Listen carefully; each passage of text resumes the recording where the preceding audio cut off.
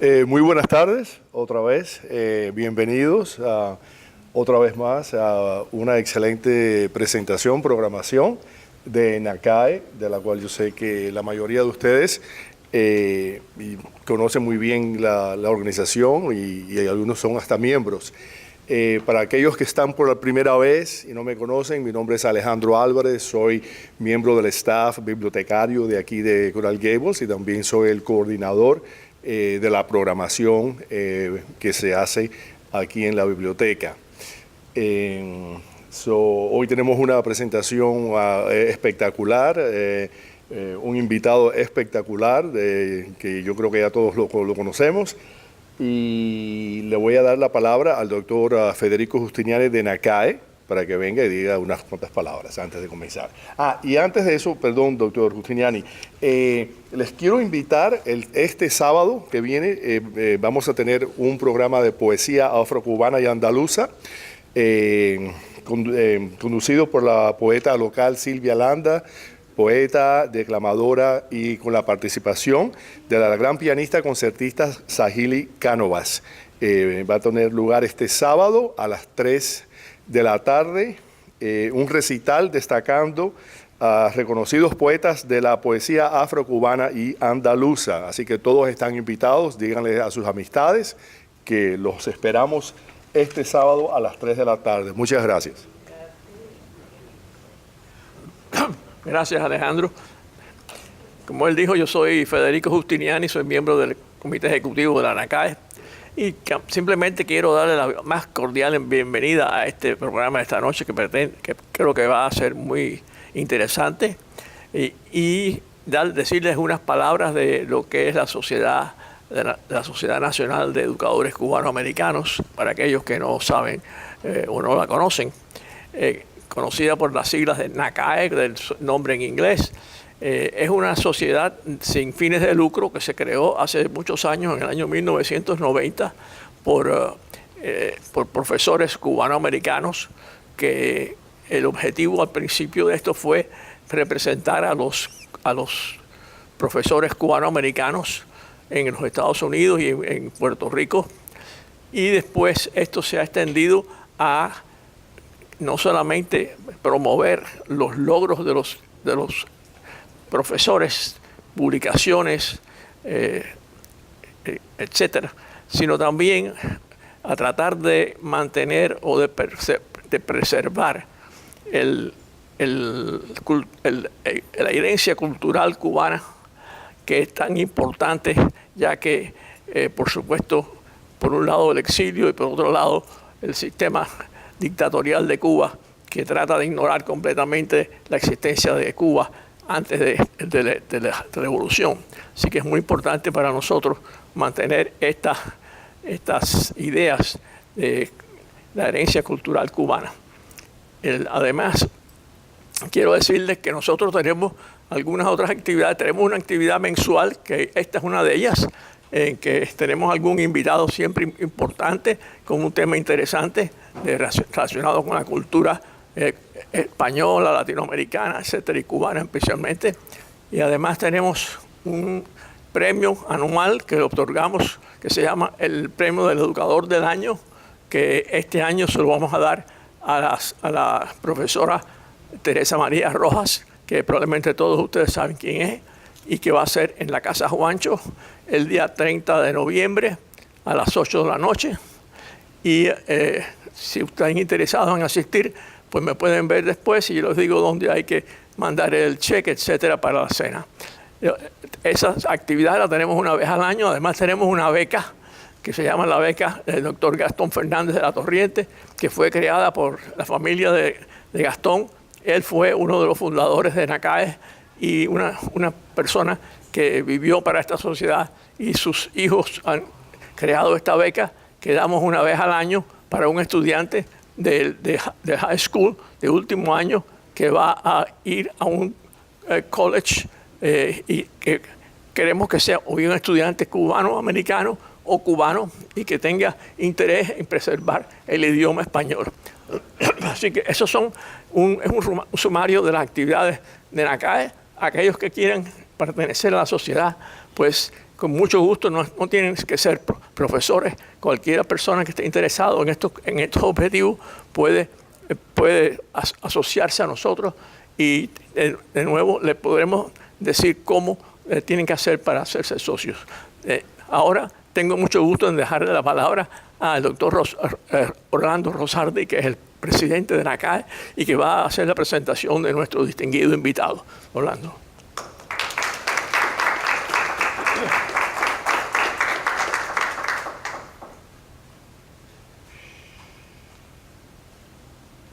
Bueno, muchas gracias por... ¿Esto se oye? Porque yo ahí no oía nada. Pues digo, pero que estoy un poco sordo de todas maneras. Muchas gracias por estar aquí. Y hoy contamos con un invitado de lujo, que nos honra con su presencia y con su amistad. Se trata de don Cándido Creis Estrada, es un diplomático de carrera y en la actualidad cónsul general de España en Miami, con jurisdicción en la Florida, Georgia y Carolina del Sur.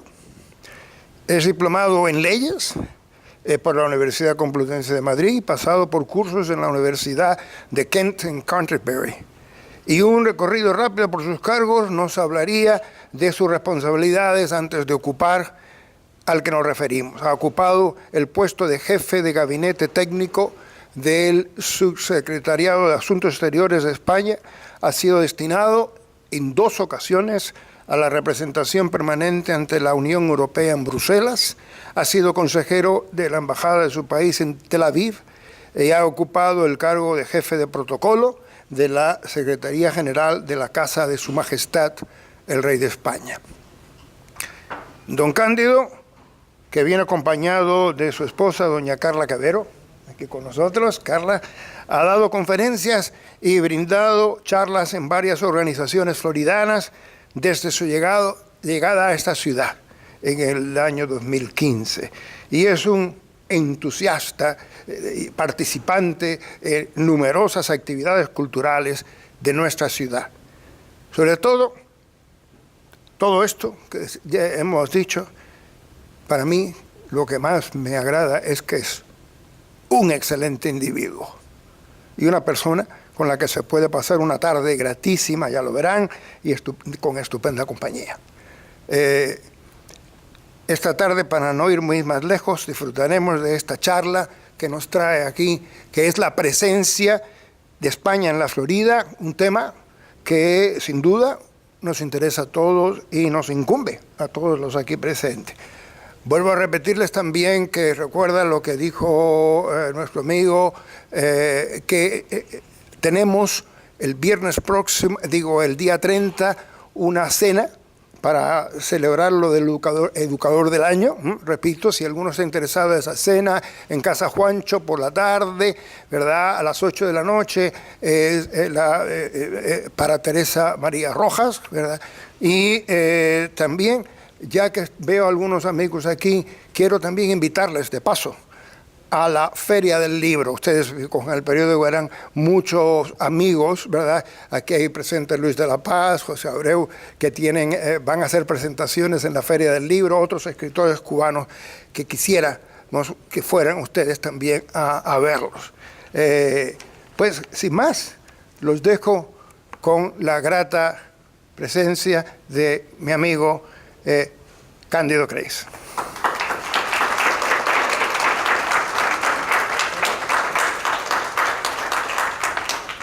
Sí, muchas gracias.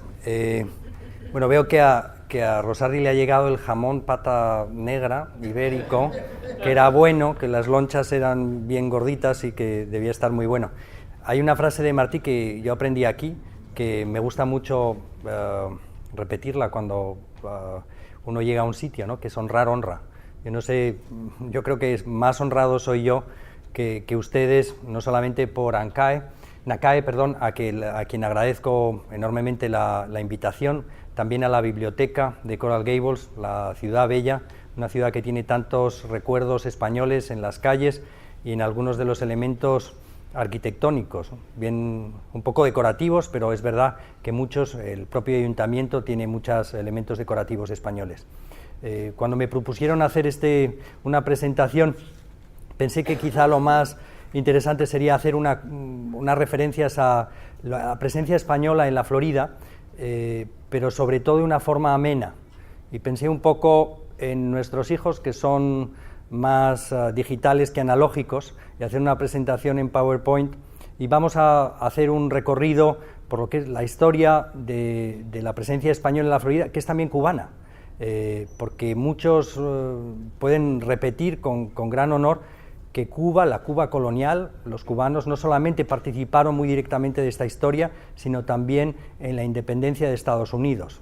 Y no hablo solo del mito de las damas habaneras dando las joyas, sino de la participación en refuerzos, en suministros, en vías de comunicación, incluso en espionaje, ¿no?, con Miralles. En este sentido, es un viaje que es un viaje importante, que es parte de nuestra historia y que compartimos, tanto los cubanoamericanos como los españoles que estamos ahora en Estados Unidos, ¿no? En las cuestiones preliminares, haciendo una descripción muy rápida de cómo vamos a hacer la presentación, tenemos, a ver, perdón, aquí, vale. La descripción de la Florida es uno de los elementos quizá más importantes que se conoce poco, la cartografía, y por qué los cartógrafos y los marinos españoles, que algunos ni siquiera eran de costa, eran de Barcarrota, en Extremadura, consiguieron un altísimo nivel tecnológico en cuanto a la descripción de las costas, pero también de las profundidades de las bahías. También la colonización, el motivo, los despliegues, los archivos, las dificultades. Pasaremos posteriormente revista a la presencia de los nativos americanos de la Florida, para destruir también algunos de los mitos que circulan precisamente ahora, en lo que hay algunas ciudades que deciden retirar la estatua de Cristóbal Colón, como si fuera el gran diablo que invadió las Américas.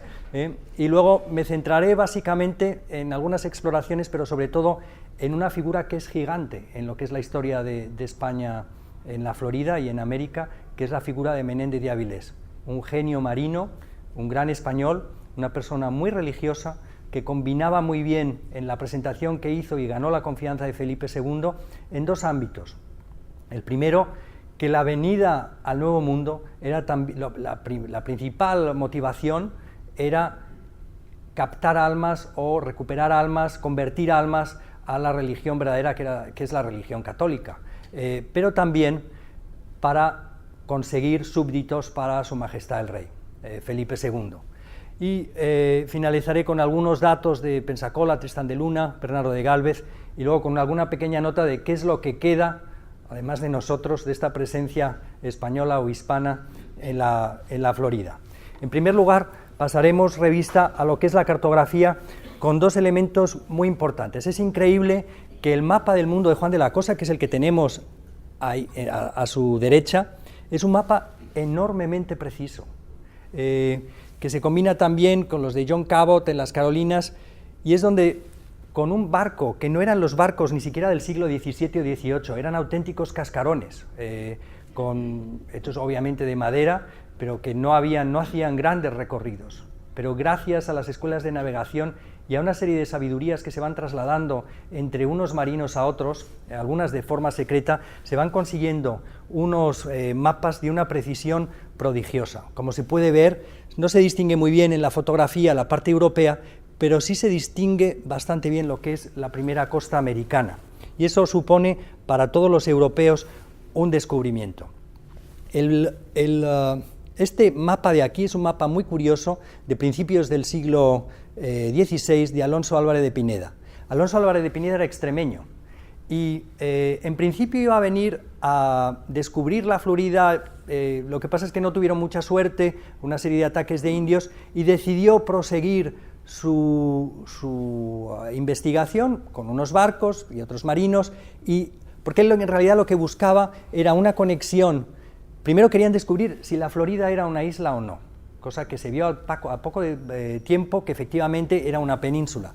Pero es que después él quería descubrir si había una línea directa que pudiese conectar o bien por mar o bien por tierra, porque no se sabía en ese momento, con las minas de plata de México.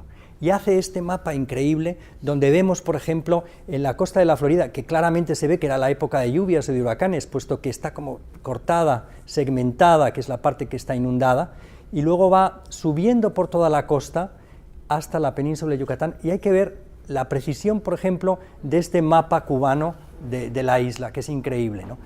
Un poco posterior es este mapa. Si se fijan claramente, hay esa línea que atraviesa, que son los cayos, y la línea de agua que atraviesa paralela a toda la Florida, con una mejor descripción de Cuba, y este mapa ya posterior, que es del siglo XVIII, que es un mapa francés.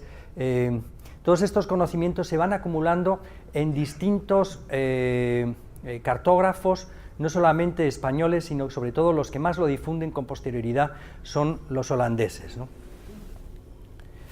La descripción es muy interesante y es una de las partes que voy a utilizar para esta presentación. Como son escritores, la mayoría de ellos, y muy buenos, lo mejor es acudir siempre a las fuentes y leer exactamente qué es lo que decía, por ejemplo, el adelantado de la Florida, el sobrino del adelantado de la Florida. Y decía en su crónica: la tierra de la Florida se cuenta desde Panuco, puerto de Nueva España, hasta Tierra Nova, que serán 1.300 leguas de costa. Es tierra firme. Al luengo de la marina hay muchas islas y cayos en muy buenos puertos, porque el adelantado, Menéndez de Avilés, su tío, ha descubierto en término de 300 leguas 4 puertos que cada uno tiene 4 brazas de agua de pleamar, y algunos más, y de 2 brazas y media de 3, ha descubierto 10. Y todo esto lo anduvo y estuvo dentro con su persona y con 4, 5, 6 bergantines a descubrirlos, sondarlos, enmarcar entradas 3 veces, y otros pilotos con bergantines suyos más. Y en todas estas 300 leguas de costa son los caciques y los indios sus amigos. Bueno, no lo serían tanto, porque tuvo ciertos problemas, pero efectivamente sí hubo unos lazos de amistad y de cooperación con los nativos americanos. Y aquí viene la parte que es una parte política y que refleja el enfrentamiento entre un imperio consolidado en la época, que era el español, con uno emergente, que era el francés. Y dice aquí: solo donde los franceses luteranos estaban en 40 leguas de costa y hasta 50 leguas la tierra adentro, son los caciques e indios enemigos del adelantado y de los españoles, a causa que, como había 3 años cuando el adelantado allí llegó, que los franceses luteranos habitaban en aquella tierra y tenían un fuerte. Cuando el adelantado llegó, tenían mucha amistad con las indias, hermanas, hijas y mujeres de los caciques y algunos hijos en ellas. Y cuando les ganó el fuerte el adelantado, acogiéronse al monte algunos de estos franceses, y fuéronse a los pueblos para con los caciques, y fueron de ellos bien acogidos y recibidos.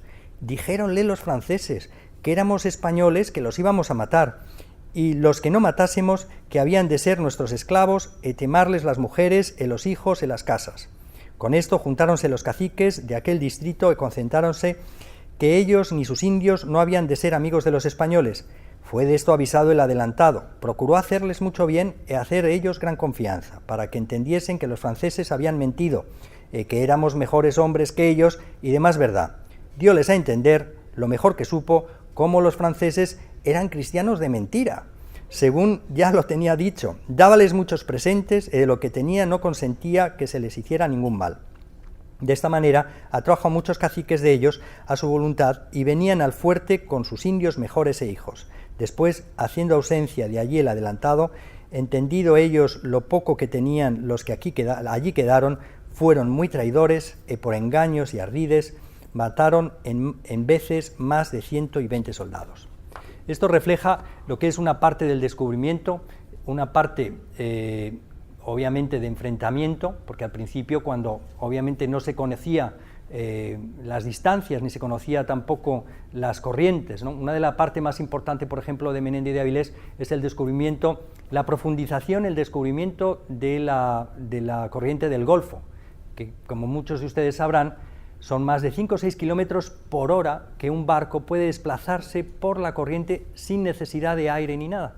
Y esto hizo, como luego veremos, que cuentan las crónicas, que el adelantado Menéndez de Avilés llegó, aunque no sabemos si es un fake news, a hacer el recorrido de la Florida a Canarias en 19 días. porque el adelantado hizo 50 veces el viaje transoceánico. Yo creo que, desde luego, más de los que hemos hecho Carlos y yo aquí a Estados Unidos, ¿no? Pero bueno, es una parte muy interesante de la parte del descubrimiento.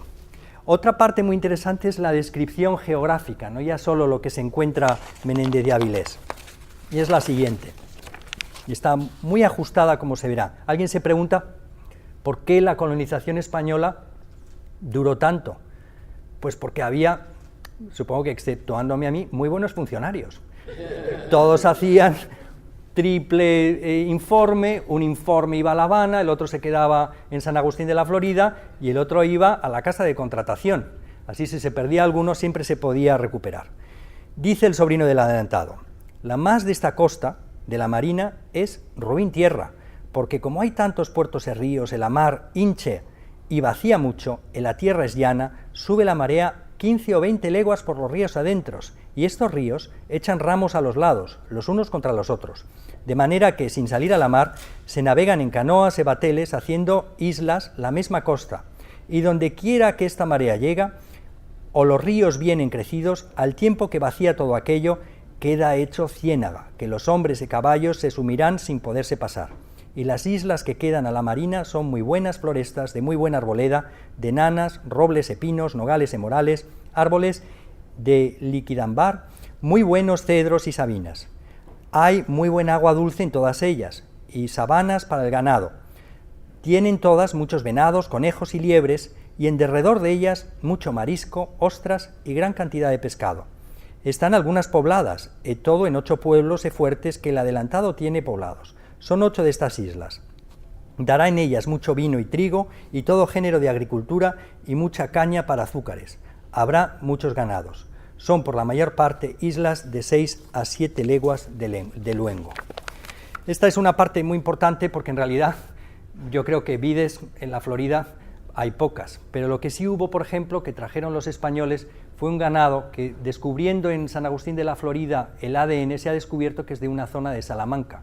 Y era un ganado muy resistente que podía atravesar fácilmente, sin mucho problema, y que dio alimento y sustento no solamente al fuerte de San Agustín y también a todas las misiones, la red de misiones que hicieron los franciscanos, pero también luego sirvió para los suministros de la Habana también y de otras partes de las colonias españolas.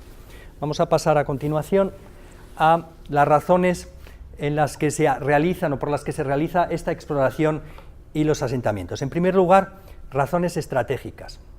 Hay una carrera hacia el Nuevo Mundo. Cuando surge el Nuevo Mundo, que incluso ya lo refleja el Quijote, Don Miguel de Cervantes, ¿no? Y lo refleja también la literatura de la época, en la picaresca, con Guzmán de Alfarache, lo encuentran como una salida, una oportunidad. Claro, no saben los desafíos que se van a encontrar, por ejemplo, en la Florida, el mosquito, el nativo americano, que tampoco les va a hacer mucha gracia que llegasen los españoles, los huracanes también, que se producían, las malas, el calor, sobre todo con para los soldados, ¿no? Era muy difícil en la humedad de la época, ¿no? Y en esta carrera del Nuevo Mundo se intenta buscar, como decía antes, un acceso terrestre a México y también servir para establecer una serie de asentamientos que funcionen como defensa para corsarios y para respaldar los avituallamientos, puesto que, como luego veremos, la corriente del Golfo permitía esa navegación de cabotaje en lo que es la costa este de la Florida. Otra de las cuestiones que resaltan los autores en relación con la importancia de la exploración y la colonización de la Florida es la conversión religiosa. Primero fueron jesuitas, que no les fue muy bien. Algunos incluso vinieron en alguna misión ellos solos porque no querían venir con los soldados ni con los militares porque pensaban que no les ayudaba en la parte de la conversión, y los que sí tuvieron muchísimo éxito fueron los franciscanos.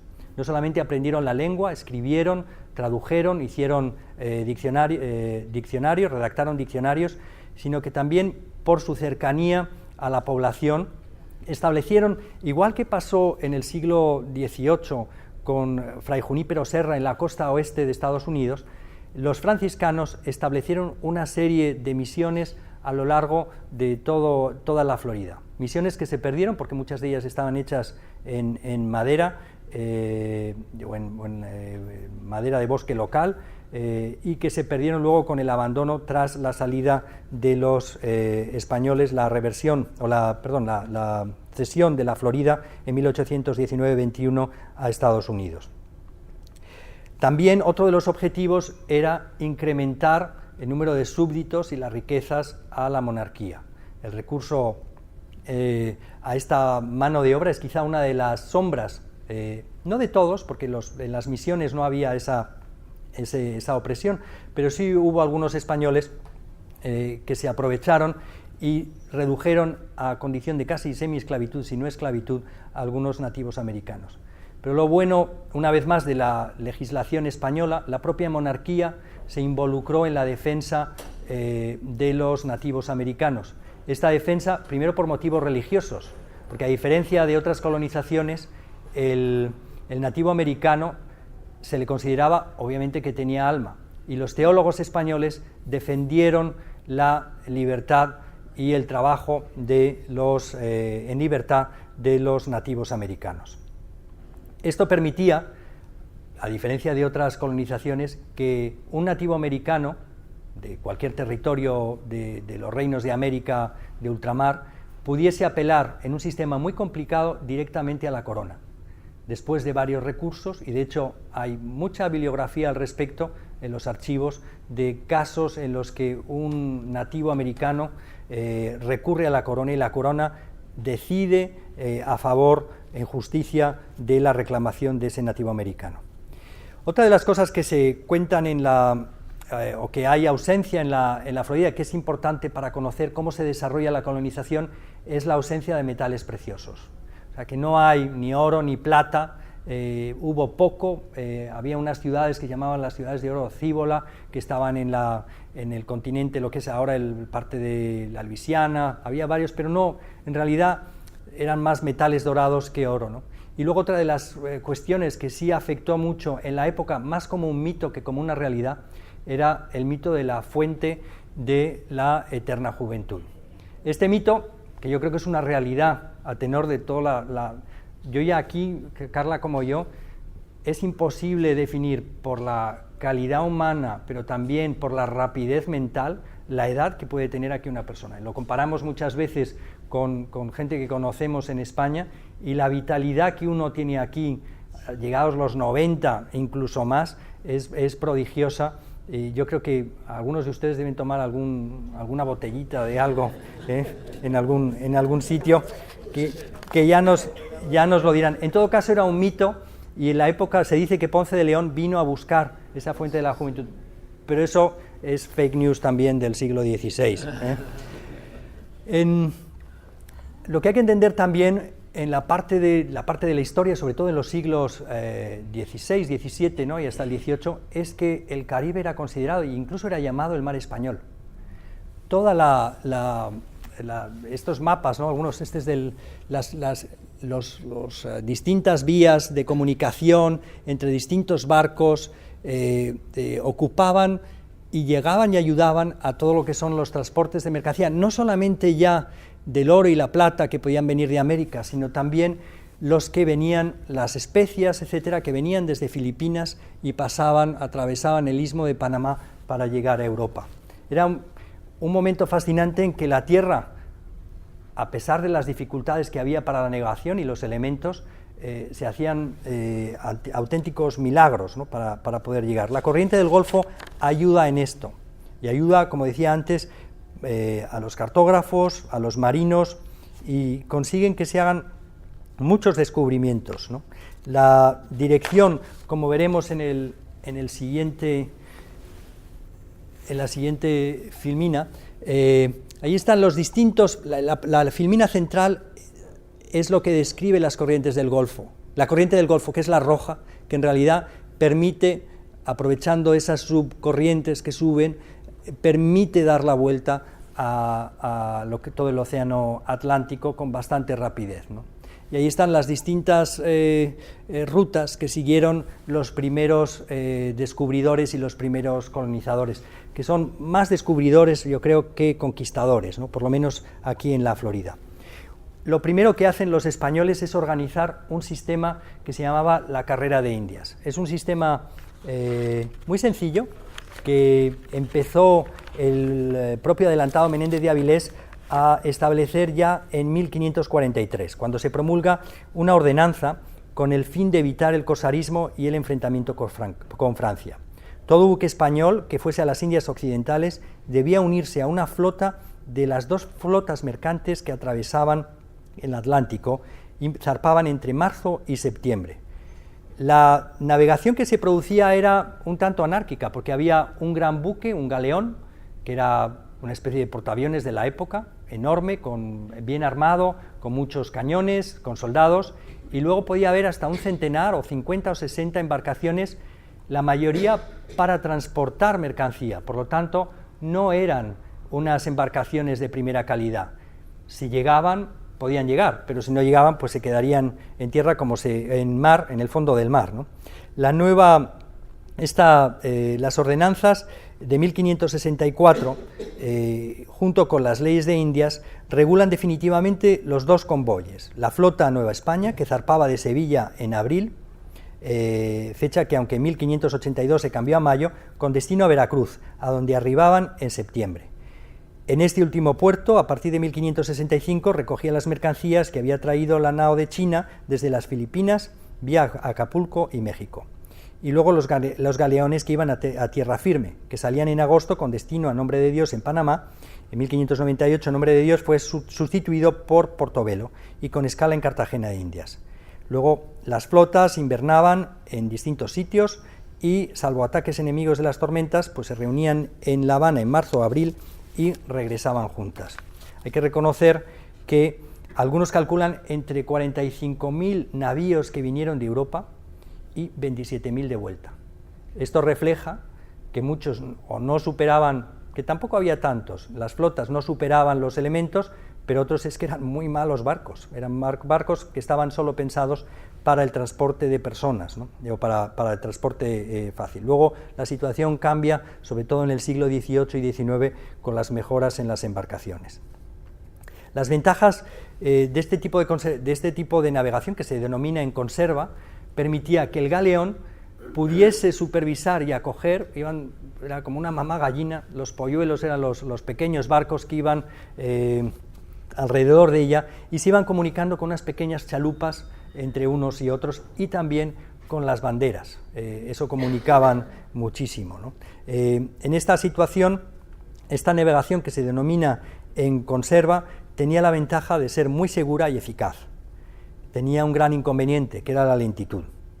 Se perdieron más buques por tormentas y huracanes que por ataques. La primera flota fue capturada en 1628 en Matanzas, Cuba, a manos del almirante holandés Piet Hein. La incorporación del galeón, como digo, es muy eficaz. Se trata de un barco de la corona, fuertemente armado y a la vez muy maniobrable, y la formación de la Armada de Barlovento y la Armada de la Guarda de Carrera ayudaban en estas tareas. No obstante, a pesar de este control y de estos auténticamente dedicados funcionarios españoles, se producían casos de contrabando. Incluso el propio Menéndez de Avilés fue acusado de haber llevado algo de contrabando, pero obviamente las empresas que pagaban incluso el propio adelantado necesitaba una serie de recursos y era un contrabando normalmente tolerado, ¿no? Lo que se denomina en el castizo español la sisa de la asistenta, que aprovechaban algunos para poder hacer un poco tener un pequeño ingreso extra, ¿no? El sistema termina en la época de Carlos III con el fin del monopolio de la casa de contratación y la inclusión ya de la Corona de Aragón en lo que es la empresa del descubrimiento y de la colonización de América, ¿no? Vamos a ver ahora un par de filminas que explican muy bien. Esta es Santo Domingo, la central. Ahí vemos el galeón y vemos los pequeños barcos. Esto es en Acapulco, igual, un gran galeón y otros barcos. Y aquí las distintas navegaciones que he explicado antes en relación con el comercio, ¿no?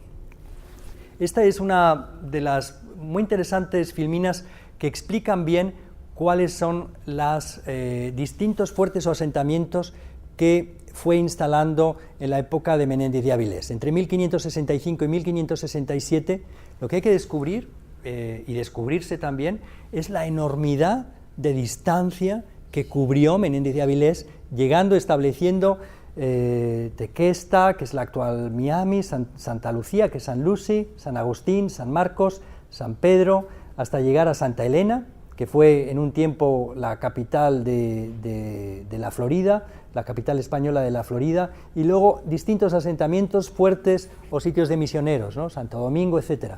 La distancia que se recorrió fue, es casi sobrehumano pensar ahora, como diría un andaluz, solo de pensarlo da fatiga.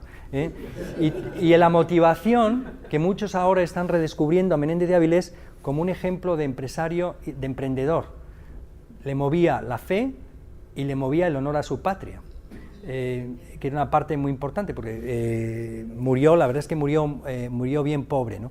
Este es un nuevo ya del siglo XVIII, que es, la parte ya se ven pues distintas ciudades, etcétera, y la parte que se correspondía con la primera Florida ocupaba todo este segmento, prácticamente hasta Terranova, hasta prácticamente el río Mississippi, ¿no? Que también fue descubrimiento de los españoles, ¿no? Varias de las cosas que incorporan los españoles a América, y sobre todo, bueno, en América, lo que es América Latina, ¿no? Son varios conceptos. El primero es la nueva ciudad. Son ciudades muy cartesianas, donde hay varios elementos que definen muy bien la sociedad de la época. El presidio, no tanto el presidio que fuese una cárcel, ¿no? Que también lo sería, sino el lugar de decisión, de justicia y el lugar de poder, la iglesia, la guarnición, el depósito de armas y municiones. Había una ordenación de las calles muy segura. En Santo Domingo, por ejemplo, en República Dominicana, hubo dos primeros asentamientos, lo que era Santo Domingo. El primer Santo Domingo lo cambiaron de ubicación, no solamente porque podía afectar el mar y el agua, sino también lo que son la cuadrícula de las calles, estaban hechas de tal manera que aprovechaban el aire, las corrientes de aire a la caída y la subida del sol, al amanecer y al anochecer. Y eso permitía, no se hacían las calles de cualquier manera, había todo un estudio, toda una ciencia para construirlas, ¿no? Los materiales utilizados fueron en principio la palma y la madera, aquí en la Florida, y posteriormente en San Agustín se descubrió la piedra coquina, que es una piedra que está hecha con fragmentos de conchas, que luego fue fundamental para la defensa del fuerte de San Agustín, puesto que los impactos de las balas de cañón eran absorbidos por esta piedra, que en realidad es como una especie de, si uno apelmazase mucho la arena de la playa, la propia bala de cañón se incrusta sin destruir la fortaleza. Posteriormente, lo que es más importante también, como decía antes, son los registros parroquiales y el triple registro del que ya he mencionado antes. Los registros parroquiales son bien interesantes. En la Catedral de San Agustín se ha descubierto que el primer afroamericano que fue bautizado en América lo fue en San Agustín de la Florida. Y luego hay una historia muy interesante que han sacado el trabajo del estudio de varios archivos de un segoviano que en el siglo XVI, principios del XVII, se casó con una antigua esclava afroamericana, se casó en España y se fueron a vivir a la Florida. Pero hete aquí que la ya libre afroamericana, esposa, la segoviana, descubrió que su primer marido, con el que se había casado en secreto, con una bendición yendo a la misa, que es como se podía casar uno en secreto antes sin que interviniese el sacerdote para poder celebrar el matrimonio, descubrió que el primer marido vivía, y entonces se preocupó muchísimo porque pensó que era bígama y que eso era pecado mortal. Fue al confesor, el confesor le dijo que ya no podía vivir con su primer marido segoviano, que tenía que volver con el primer marido, el antiguo esclavo africano, y porque si no, bajo pena de excomunión y pena también de la Inquisición. Todo esto se sabe, se conoce, porque el proceso el archivo del dossier de ese proceso está en México y se sabe que fueron 2 de los primeros habitantes de San Agustín de la Florida. En estos habitantes de la Florida, de San Agustín, hay un fenómeno muy curioso que ahora se nos escapa porque pensamos más en naciones y en las fronteras, en conceptos muy decimonónicos, en muy el Estado-nación.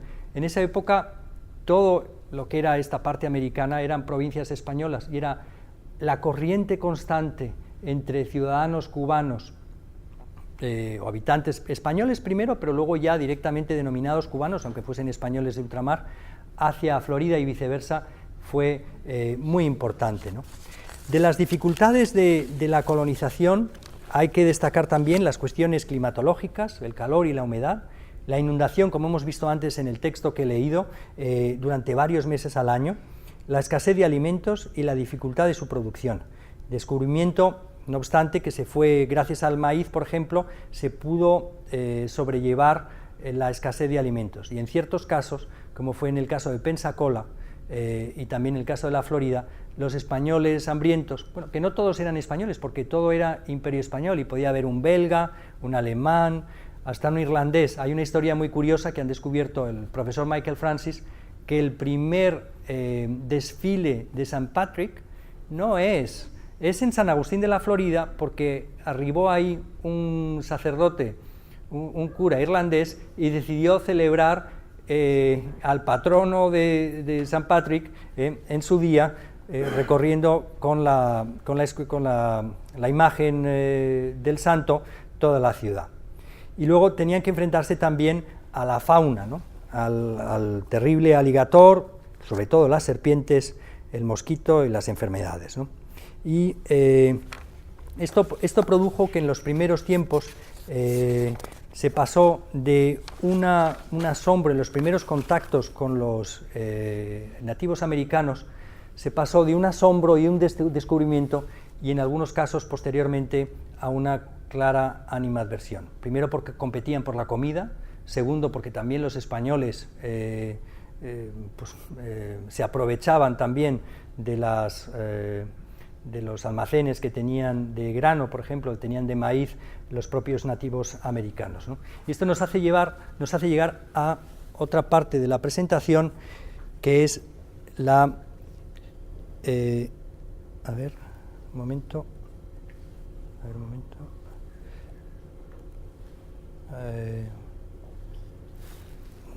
No sé, que me he equivocado aquí, sale. Vale. Siguiente, sí.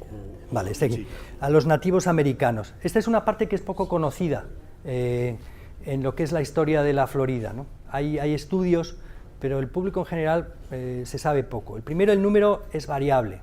Se estima que pudiese haber entre 30.000 y 100.000 nativos americanos. Había varias tribus que se dividían en 3 idiomas, Calusa, Timucuas y Muskogee, y también por zonas de residencia. En los números, algunos estiman Calusas unos 20.000, Timucuas unos 40.000, Apalaches unos 25.000 iguales. Los seminolas no son los nativos originariamente de la Florida, sino que llegan después en el siglo XVIII. Es muy curiosa la organización política tribal. No solamente hay un jefe, unidades familiares y una asamblea, como luego veremos, que se reúne en una gran choza de considerables proporciones. Y no sé si alguno de ustedes han estado en Tallahassee.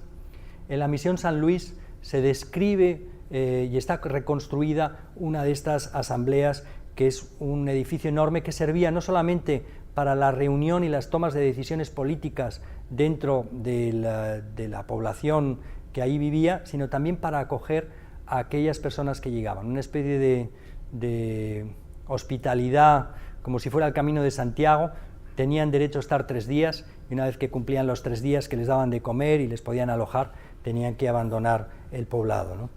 La forma que llevaban era una forma de vida semisedentaria: caza, pesca, cultivo maíz, y existían, esto ahora que hay empoderamiento de las mujeres, que es muy necesario, como me recuerda Carla constantemente, la figura de las cacicas, que era una figura muy respetada, tenían gran sabiduría, incluso eran los que se dedicaba, por ejemplo, en la época de Felipe II, el adelantado tenía un presupuesto para, dijésemos, los gastos de representación, que era para los regalos que se hacían a los caciques y a las cacicas, ¿no?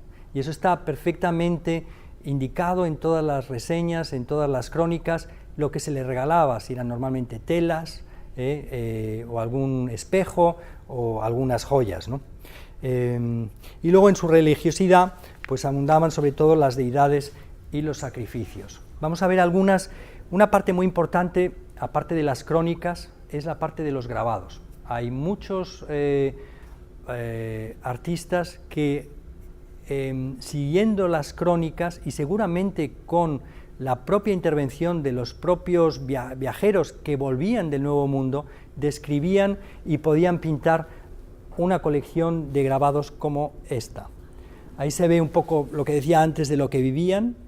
Este es un grabado alemán de la época, donde describe cómo estaba la empalizada hecha. Si uno se fija, solo podía entrar por esta puerta, que era, pues, sobre todo para resguardar contra las fieras y los alligator, etc. Y había una choza grande y luego pequeñas chozas familiares, ¿no?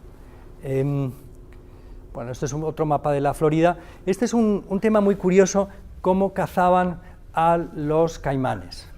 Y aquí, en el propio libro de los grabados, voy a leer el fragmento, que es muy interesante y describe muy bien esta imagen, que es un cronista del siglo XVI. Dice, en relación con la caza del caimán, dice, 10 o 12 indígenas cogen un árbol largo y van al encuentro del animal que se dirige a ellos para devorarlos, y le meten con gran destreza la parte más estrecha del tronco en las fauces, no pudiendo volver a sacárselo a causa de su desigualdad y de su ruda corteza, tirando de este modo de espaldas al cocodrilo y acribillándole, pobrecito mío, después a flechazos el vientre, que es muy blando. Es tal el peligro que corren los indios con la vecindad de este animal que necesitan hacer guardia día y noche como si se tratase de su más terrible enemigo. Una parte interesante de lo que era la vida en la época y cómo empieza a descubrir Europa la vida aquí en la Florida. Esta es otra imagen muy interesante de la misma colección de grabados, donde se muestra cómo los franceses traen en sus barcos, los hugonotes, una especie de pilar con las 3 flores de lis, la corona francesa, que era como una piedra miliar o como un mojón para hacer posesión efectiva de las tierras americanas. Todo esto para gran enfado del rey Felipe II, y eso obligó luego a un enfrentamiento entre Menéndez de Avilés, que tenía órdenes muy estrictas de Felipe II de terminar con la presencia francesa a cualquier costo. Claro, si uno piensa en la mentalidad actual y la aplicación de la mentalidad actual al siglo XVI, pues es terrible, pero en realidad lo que había era una guerra totalmente abierta para poder conseguir la posesión de los territorios. Esta es una parte muy interesante también de cómo celebraban con las deidades que mencionaba antes. Era una cultura, una religión muy animista, ¿no? Esta colección de grabados son los que se realizan con posterioridad al regreso de algunos hugonotes del Nuevo Mundo a Francia, ¿no? Las causas de la extinción de los nativos americanos, a diferencia de lo que se piensa ahora, o algunos propugnan ahora, en realidad la mayor parte de los nativos perecieron por las enfermedades que trajeron los españoles, la viruela, sobre todo, y el sarampión. También entre ellos había guerras intertribales, guerras entre franceses, ingleses y españoles, y luego, lógicamente, también persecución y esclavitud, que fue un hecho real, pero como digo, el sistema permitía la defensa del nativo americano y la prohibición, contaban con la prohibición real contra los abusos. Y en esto se demuestra porque había una existencia de matrimonios mixtos entre españoles y nativas americanas. A diferencia de lo que ocurría con la colonización británica, que aportaban hombres y mujeres y no se mezclaban con la población, por la razón que fuera, los españoles, o bien porque estaba pensado así, o también yo creo que era por una cuestión de normalidad, se casaban y de hecho adoptaban las costumbres de los nativos americanos. Y eso se ve no solamente en la Florida, sino también en México, por ejemplo, ¿no? Hay unos cuadros, no sé si han visto, del México colonial, en que hay pues, cuadros entre mezclas de unos y otros, de varios, lo que da el nativo con el español, etcétera, mestizo, y salen casi 40 tipos, ¿no? Uno de los aspectos más importantes es, claro, no sabemos desde el descubrimiento el día de la Pascua Florida, en abril de 1513, por Juan Ponce de León, no tanto de la costa que ya se conocía, pero que él reconoce como tierra firme sin saber muy bien si es una isla o no, es lo que hay desde Juan Ponce de León hasta Pedro Menéndez de Avilés. Todos estos, Pánfilo de Narváez, Lucas Vázquez de Ayllón, Hernando de Soto, el padre dominico Luis Cáncer, Tristán de Luna y Arellano, Martín Díaz, Ángel de Villafañe, todos estos lo intentaron, ninguno lo consiguió. El que sí lo consiguió fue Menéndez de Avilés. Y Menéndez de Avilés acordó con el rey Felipe II, en unas capitulaciones, un contrato que hizo, y supo y pudo establecerse de forma ininterrumpida en la ciudad de San Agustín y en otras partes de la Florida durante su vida, ¿no? Los enfrentamientos que se produjeron, sobre todo en 1562 por René de Laudonnière, en Fort Caroline, que es donde se establecieron, en Jacksonville, el establecimiento de los pilares que antes enseñé, y este es uno de los grabados muy interesantes de cómo se crea los primeros asentamientos. Se escogen zonas rodeadas de agua, se escoge también empalizarlos, normalmente con troncos, y en medio establecer también una casa del gobernador o lo que es el presidio, etc. Y este es un fenómeno que se produce, o una forma de construir que se reitera en toda la América hispana de la Florida en el siglo XVI. Juan Ponce de León, como digo, el fake news de que venía a ver la fuente de la juventud, fue el adelantado de la Florida por decreto real en un contrato que más adelante analizaremos. Hernando de Soto, voy a resumir un poco porque muchos conocerán su gran gesta, fue increíble lo que recorrió, como diríamos en España, dio tumbos por toda América y luego lo contó, porque muchos no pudieron contarlo e hizo una relación. Alvar Núñez Cabeza de Vaca, también otra gesta increíble, atravesando toda la costa y llegando luego a atravesar hasta llegar a la Baja California, ¿no? Hasta llegar a México. En la biografía del adelantado, que es quizá de las figuras más interesantes y que el año que viene se celebra el 500 aniversario de su nacimiento, es una figura impresionante, muy poco valorada o poco conocida, aunque hay mucha bibliografía, ¿no? Es un hombre de prestigio, de lealtad a la corona, es un hombre valiente, y es una de las cosas que más llama la atención en el hombre del siglo XVI y del siglo XVII, que es lo que recoge Miguel de Cervantes en el Quijote. Si uno lee el Quijote, ve que una de las aspiraciones del Quijote es vivir aventuras, da igual de la que sean molinos, sea el clavileño, pero son aventuras porque lo que hay es una pasión por descubrir y una pasión por vivir.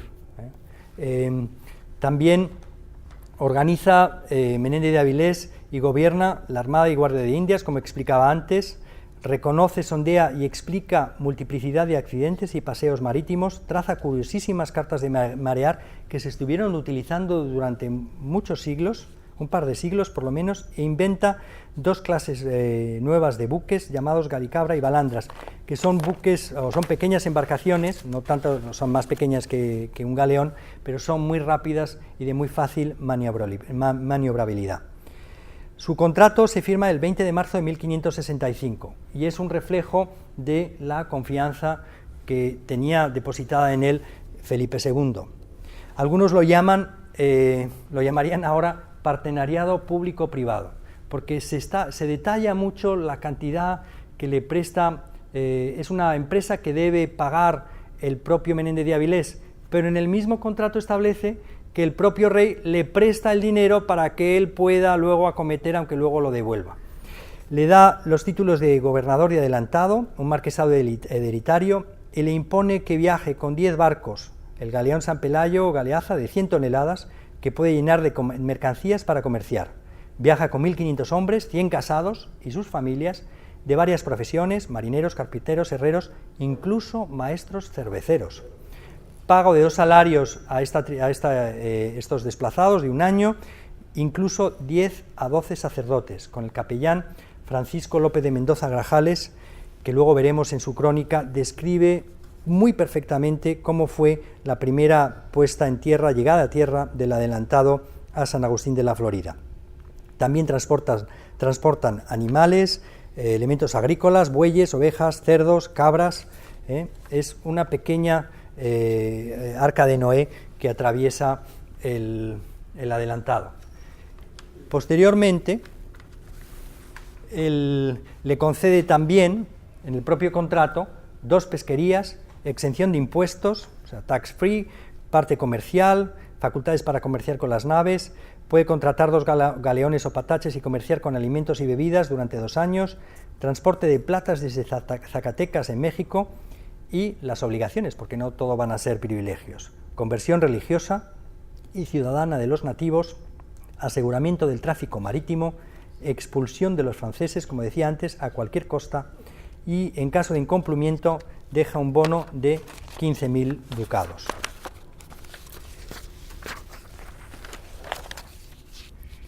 La fundación de la ciudad de San Agustín, que es quizá uno de los hechos históricos mejor descritos en lo que es la historia de la Florida, se puede leer en la relación que hizo el padre Francisco López de Grajales, y que voy a leer.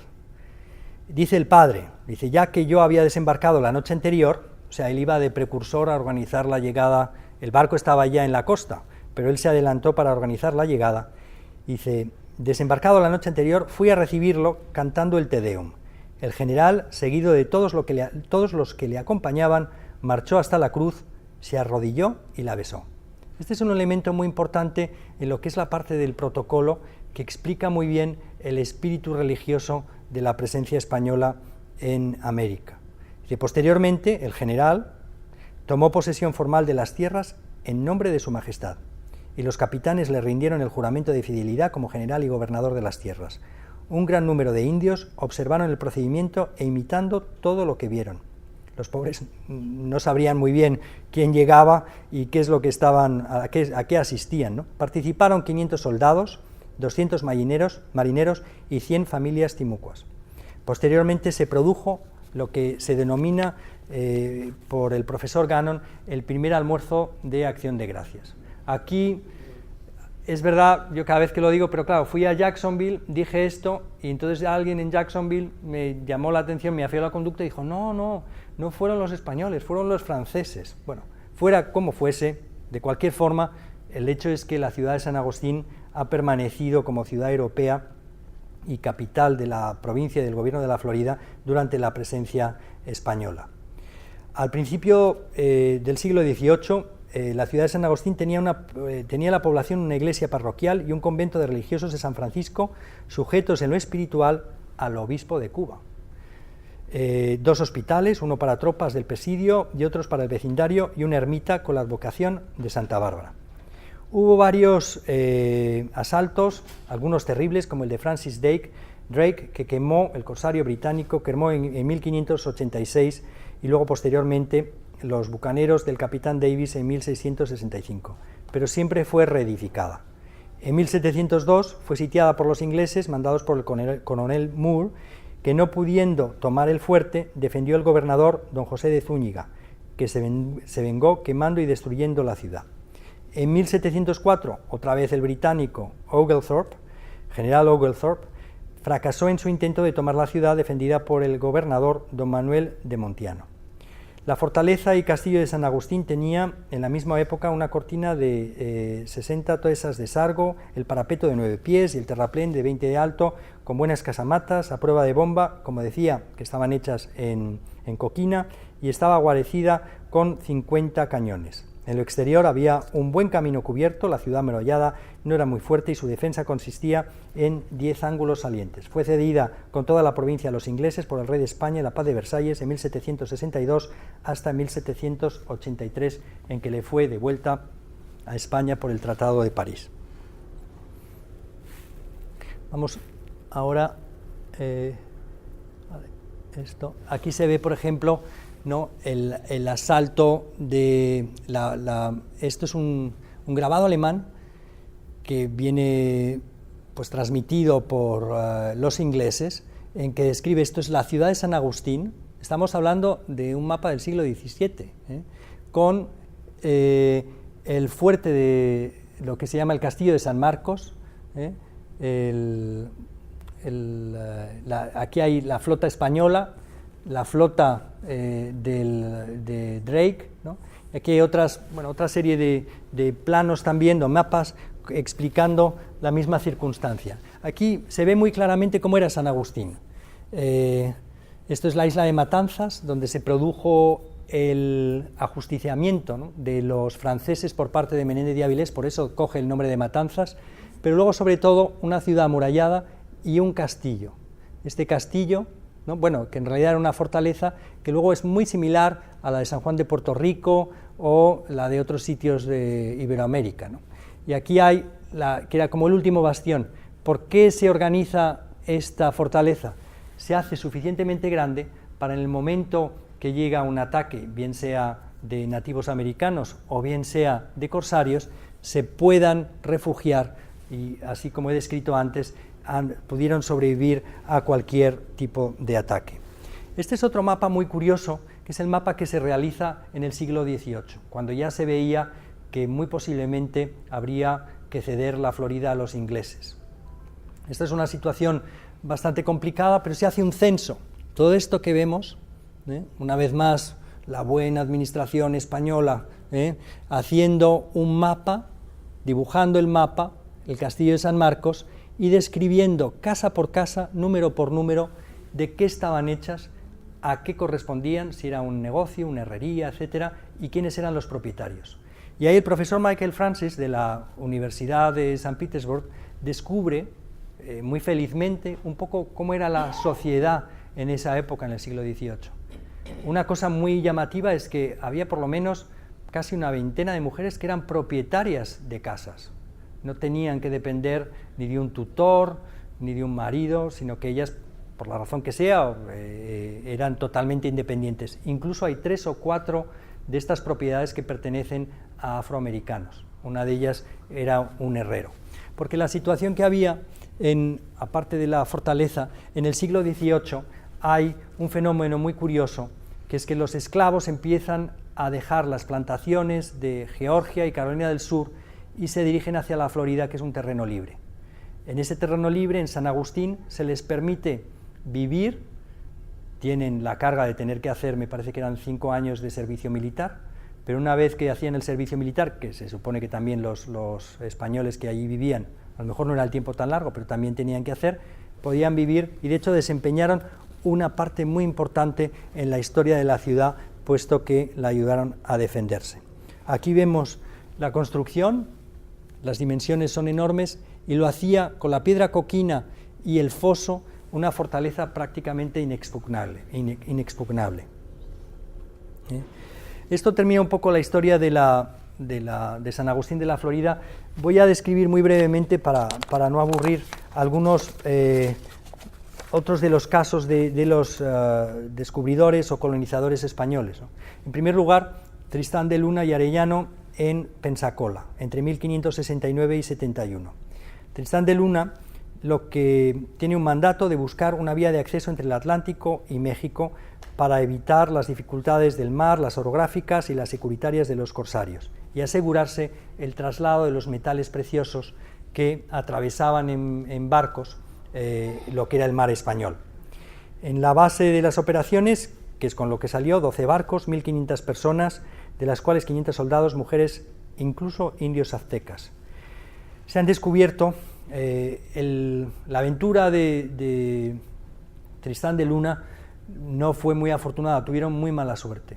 Ellos tenían, les habían dado las informaciones suficientes para poder subsistir, poder establecerse desde el primer momento, y les habían aconsejado que llevasen alimentos y medios para poder resistir por lo menos un año que es lo que permite cultivar la tierra y poder que crezcan los animales y poder subsistir.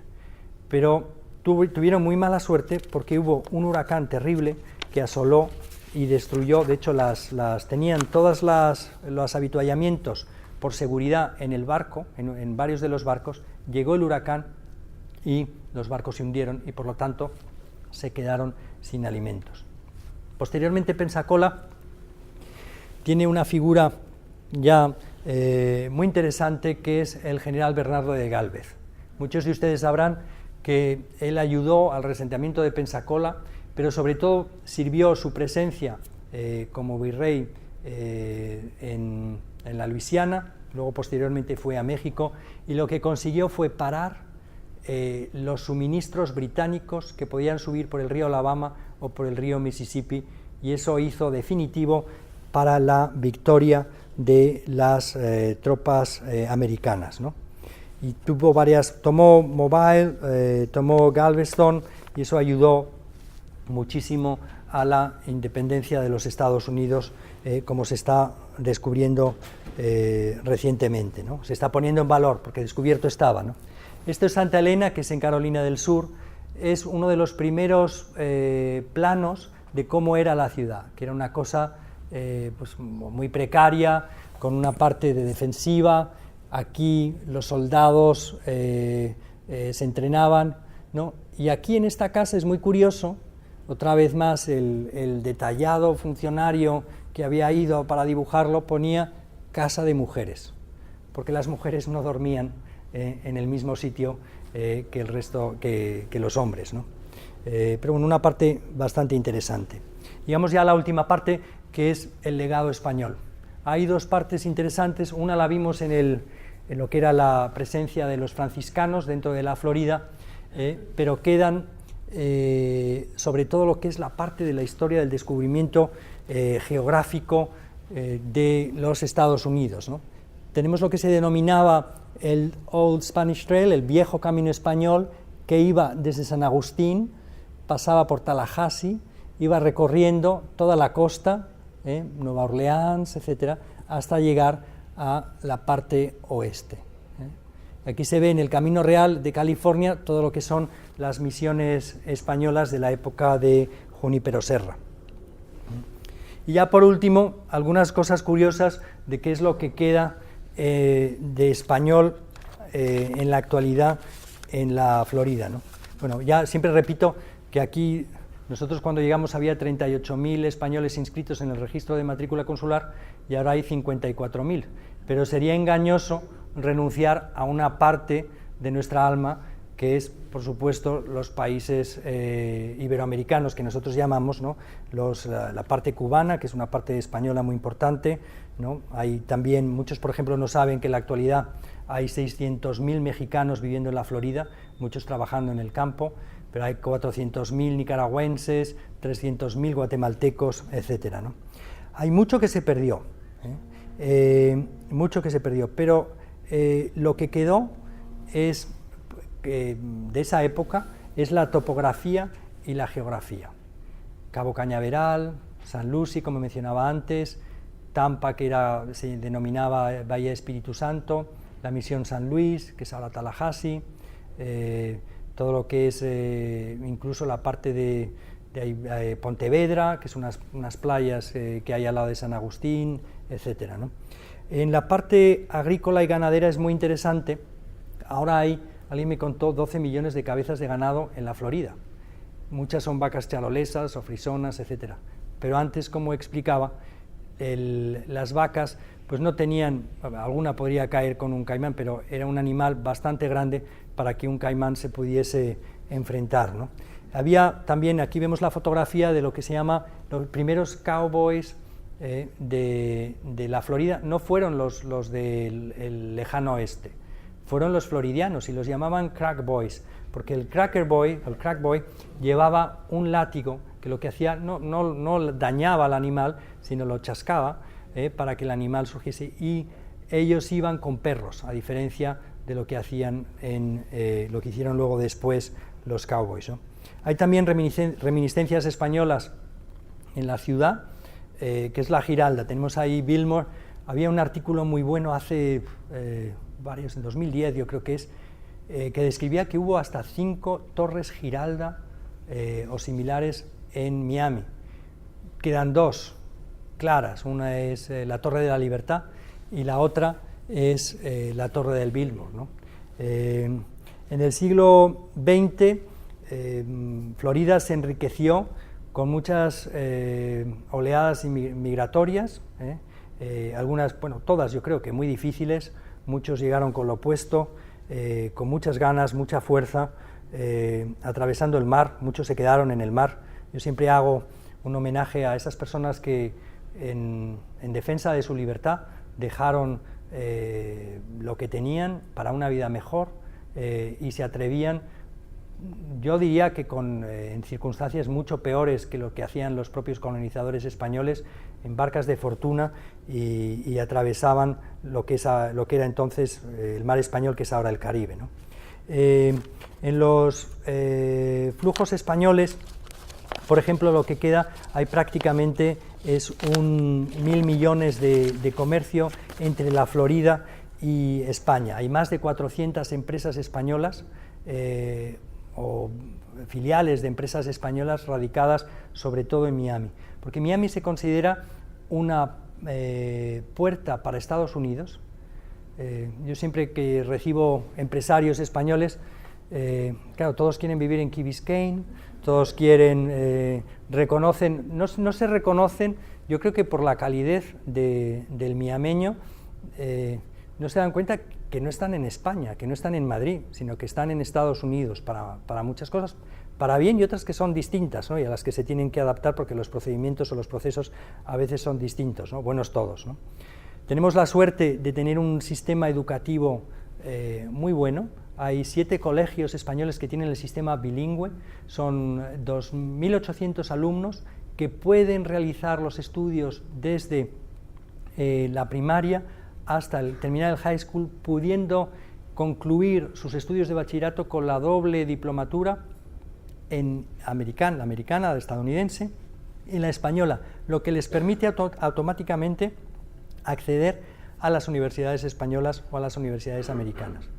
Y eso hay que reconocer también la labor no solamente en España manda en Estados Unidos aproximadamente 500 profesores españoles, pero hay que reconocer que muchos de los profesores de españoles fantásticos de las escuelas que yo he visitado son cubanos.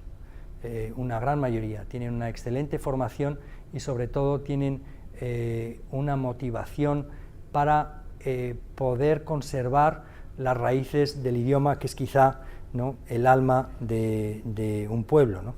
En la presencia institucional, bueno, muchos ya nos conocen, pero bueno, para aquellos que nos conozcan resumo: el consulado, que es como un pequeño ayuntamiento, registro, notaría, etcétera; la oficina comercial, que es la que gestiona un poco las relaciones comerciales y el fomento de las relaciones comerciales y la presencia de las empresas españolas; la oficina de turismo, a la que se puede escribir y a uno le mandan informaciones sobre, en fin, ahora todo se puede encontrar en internet, sobre viajes, posibles viajes a España, y organizan también campañas de promoción; y la agregaduría de educación, además del centro cultural, ¿no? Hay otra cosa que es poco conocida, es que hay un grupo de militares españoles que están en programas temporales de aprendizaje o de intercambio, y los hay en Tampa, los hay en Jacksonville y los hay en Pensacola. Militares de todas las armas. En la parte de Pensacola están en aéreo, y luego hay un funcionario de la Guardia Civil que ayuda en el control de los tráficos, etcétera, de Calle Hueso, que es una parte de la que poco se habla, pero que es bastante inquietante, porque ahí es donde pasan todos los tráficos, sobre todo de drogas, ¿no?, que vienen pues de todo lo que es el norte de Sudamérica, pasando por el Caribe y llegando hasta, ya entran por Tampa o si no por Nueva Orleans, etcétera. Y esto es un poco el resumen en fin, muy breve y un poco digitalizado de lo que es la presencia española en la Florida, y ahora pues con humildad y respeto, si alguno quiere humildad la mía y respeto el mío, que no sé si voy a saber contestar, pero si alguno quiere hacer una pregunta, con mucho gusto la atiendo. Muchas gracias.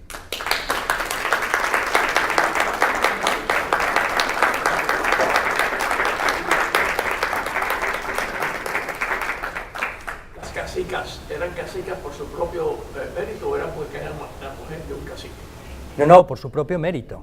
O sea, y no solamente, sino que ellas podían trasladar la dignidad a un sobrino. Había un sistema que es muy distinto por ejemplo, al hereditario monárquico europeo, y era fruto de la vida que llevaban, ¿no? Era una vida muy dura, nómada, como decía antes, pero encontraban, supongo, la razón y el equilibrio, con respeto lo digo a los hombres, en que me incluyo, el equilibrio femenino, ¿no?, en la justicia y sobre todo en lo que es la distribución de alimentos, por ejemplo, cuando había necesidad, etcétera, ¿no? Y eran muy respetadas. No eran en todas las tribus, pero sí era un fenómeno reconocido, ¿no?, una posición reconocida.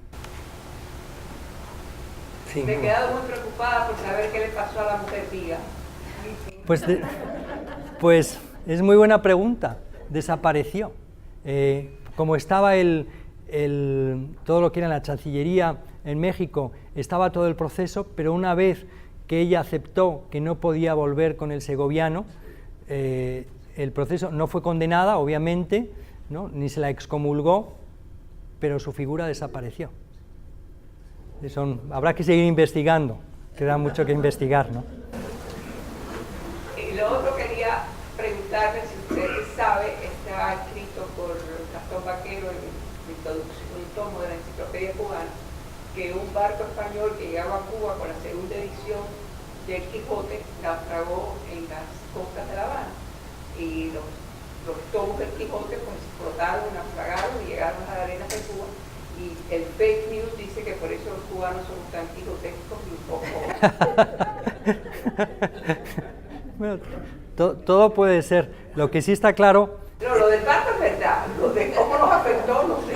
Pero en el propio Quijote se dice que en la segunda parte, porque Miguel de Cervantes se enfadó tanto que en la segunda parte hay 10 o 12 referencias al falso Quijote de Avellaneda, que decía que era malísimo, que además estaba todo inventado, Sancho Panza no tenía ninguna gracia, el Quijote de Avellaneda no decía nada más que tonterías, pero una de las cosas que decía es que el libro, la primera parte, tenía muchísimo éxito porque era muy entretenido y se podía leer, al ser la primera novela, se podía leer por partes, y entonces se utilizaba en todo aquel que tenía un trabajo. Ahora, en vez de tener una consola o tener el teléfono y estar viendo una serie de Netflix en el teléfono, la gente leía el Quijote.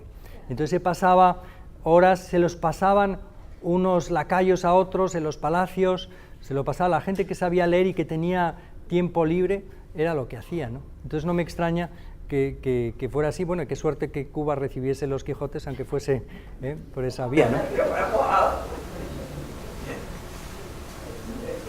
Muy bien, pues muchísimas gracias, muy honrado. Descubran la Florida.